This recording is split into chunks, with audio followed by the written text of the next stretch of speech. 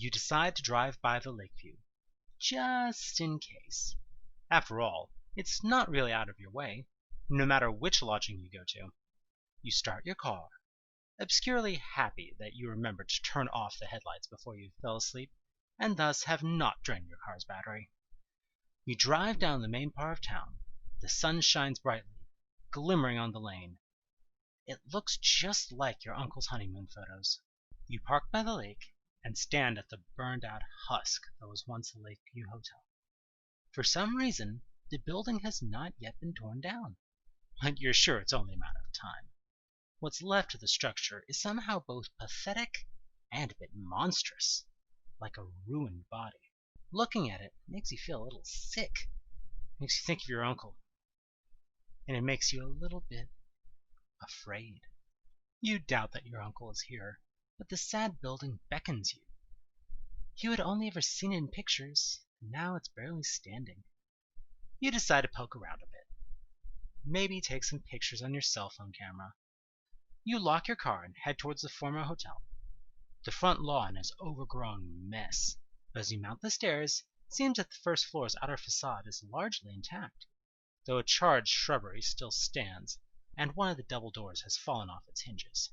You creep through the open doorway, careful of any places in the floor too charred to hold your weight. The place is a wreck. What fire didn't destroy, the water used to put it out did. The once fine carpet is both scorched and in some places moldy. Whole sections of wall are missing, and you can see through into a room that you can just make out. It must once have been the hotel restaurant. Where there is paint still left to peel, it's peeling on the wall. There's a space that might have held a guest map. It's long gone now. You step carefully through the molding old hallway. There is debris everywhere. You are not so sure that the floor is safe to stand on. The hotel interior possesses that sorrowful, fascinating quality that so many abandoned buildings seem to exude. That said, you're not sure how much further in you want to go.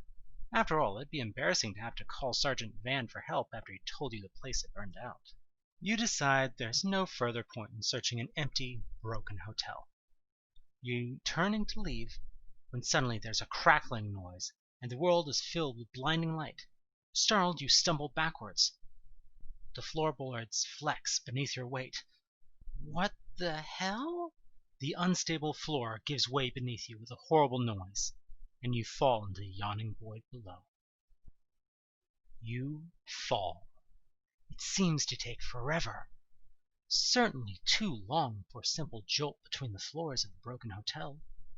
It must be your terror, stretching the moment out into infinity. You wonder if this is how you're going to die. At some point, you must have stopped falling. You can't remember when, and you can't remember landing, either. You don't hurt like you think you would from falling as far as it felt like you did. You think maybe you passed out, because you think that you're just now waking up. There's a carpet under you, which is strange, because it feels clean. Opening your eyes a bit, you notice you seem to be in a relatively intact hotel room. Did they really have hotel rooms in the basement? Maybe it's your recent fall affecting your thinking, but you'd think of seeing a glimmer of something metallic underneath the armchair, and decided it'd be a good idea to fish for loose change. You rummage in the dark beneath the chair and bring out your prize. At first glance it looks like a quarter, but you quickly realize this is in fact an arcade token. Stand for the local amusement park's adorable mascot, Robbie the Rabbit. You put the token in your pocket out of habit, and check to make sure none of your stuff was damaged in the fall. Almost everything seems all right. Not that there was much breakable to begin with. However, it appears your cigarettes bore the brunt of your weight, and several of them have been crushed to unsmokability. Damn, you have only 7 left. What a day it's turning out to be. You grab one of the less crumpled cigs and light it, shaking your head. After a puff, you march closer to the window and peer outside. A thick fog obscures most of the view, but you can distantly make out a familiar shape. No, that can't possibly be right. Your car? 2 or 3 stories below you, parked on the side of the road? Your mind reels. You were on the ground floor when you fell. How can you be on a higher floor? Not to mention the upper floors were in shambles. And this room, while dank, seems untouched. Where'd all the fog come from? People don't fall up. You need to leave this hotel. Something weird is going on. Actually, weird doesn't even begin to cover it. Even discounting all the things that are freaking you out. Your head feels light and vague, like it's been stuffed with silk. Maybe you have a concussion. In any case, your only thought now is to get out of this place. And to one of the motels Sergeant Van suggested. Maybe to go see a doctor. You turn to leave, hoping to hell you didn't step on another weekend floorboard, when something catches your attention. There's something red on the coffee table. So red, it almost seems to glow. You walk over the table. The red thing appears to be a small paper, a sticky note. It's stuck on top of a much larger paper, what appears to be a map of the Lakeview Hotel's 3rd floor.